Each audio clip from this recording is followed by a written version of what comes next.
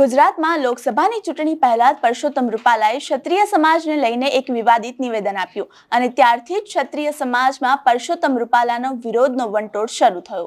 પરસોત્તમ રૂપાલાએ તેમના એક નિવેદનથી ભડકાયેલી આગ અત્યારે જ્વાળામુખી બનીને આગળ વધી રહી છે। હવે આ ગોંડલના જયરાજસિંહ જાડેજાએ પરસોત્તમ રૂપાલા સાથે મુલાકાત કરી છે, જેની તસવીરો સોશિયલ મીડિયામાં વાયરલ થઈ છે। શું છે સમગ્ર મામલો જાણીશું આ વિડીયોમાં। નમસ્કાર, હું મૈત્રી મકવાણા અને આપ જોઈ રહ્યા છો નિર્ભય ન્યૂઝ।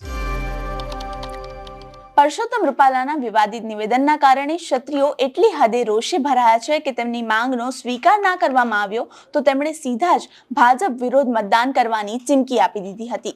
આ ક્ષત્રિય આંદોલનમાં મહાસંમેલનો ભરવામાં આવ્યા। ગુજરાતભરમાં ક્ષત્રિય આંદોલનમાં મહાસંમેલનો યોજાયા, ધર્મરથ કાઢવામાં આવ્યા અને આ સાથે જ મત એ જ શસ્ત્રની લડાઈ લડવામાં આવી।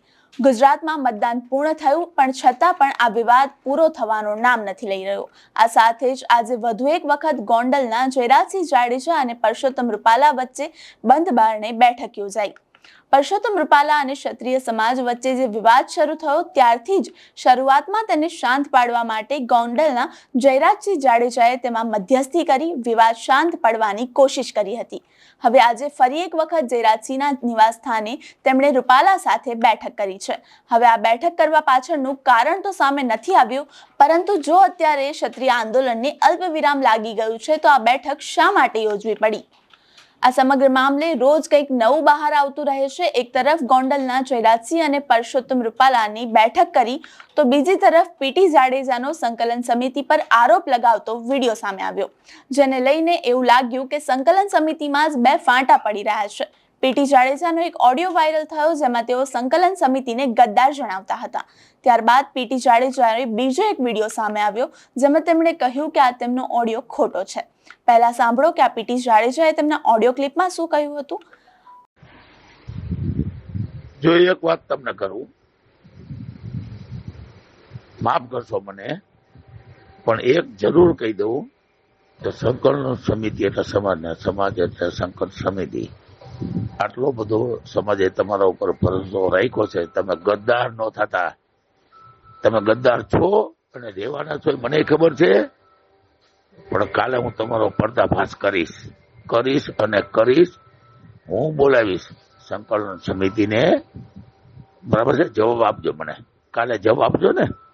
હો, તમે કેવા છો ને શું છો ને એ મને જ ખબર છે, સમાજને ખબર નથી, એટલે સમાજે તમારા ઉપર ભરોસો મૂક્યો છે। પણ તમે ગદ્દાર છો, ગદ્દાર। સંકલન સમિતિ બિલકુલ ગદ્દાર છો। હવે સંકલન સમિતિને ગદ્દાર ગણાવતા પીટી જાડેજાએ બાદમાં શું સ્પષ્ટતા કરી તે પણ જુઓ। મેં રાજીનામું આપી દીધું એવું નથી કીધું, આપી દઈશ એવું કીધું। એટલે સંકલન સમિતિ અત્યારે ચર્ચા થઈ, જે ઓડિયો ક્લિપ છે એ ઓડિયો ક્લિપ જે સંકલન સમિતિનું 14નું જે ગ્રુપ છે એમાં છે, એમાંથી આ કોઈ વાયરલ કરી છે। એટલે મારી જે નારાજગી તો હતી, પણ હું જે વિચારતો હતો એ મુજબ જ આ કોઈ એક વ્યક્તિ છે। એટલે એક તરફ જ્યાં પીટી જાડેજા સંકલન સમિતિ પર આરોપ લગાવી રહ્યા છે અને બીજી તરફ જયરાજસિંહ જાડેજા અને પરસોત્તમ રૂપાલા વચ્ચે બેઠક યોજવામાં આવી રહી છે, ત્યારે હવે આ સમગ્ર મામલે જોવાનું રહ્યું કે આ વિવાદમાં શું નવો વળાંક આવે છે અને અંતે આ વિવાદનું શું પરિણામ આવે છે। તમારું શું માનવું છે? આ વિવાદ શું નવો વળાંક લેશે તે અમને કોમેન્ટ બોક્સમાં ચોક્કસથી જણાવશો। આવા જ ઇન્ફોર્મેટિવ વિડીયોઝ માટે આપ જોતા રહો નિર્ભય ન્યૂઝ। અમારી ચેનલ નિર્ભય ન્યૂઝને લાઇક, શેર અને સબસ્ક્રાઇબ કરવાનું ભૂલશો નહીં। આભાર।